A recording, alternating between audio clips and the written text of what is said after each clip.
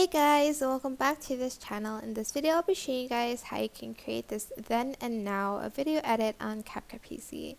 So I'm just going to be using these random videos, but you can use something else, of course. I'm also going to select this one.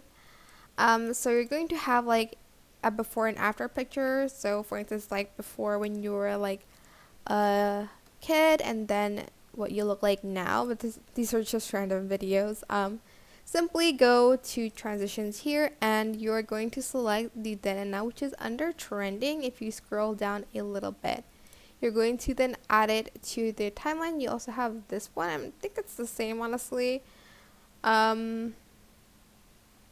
you're just going to add it, and you can also adjust the duration of the then and now. It's going to morph your pictures together if you have like similar pictures, but that is basically it, really. I hope this tutorial was helpful for you guys.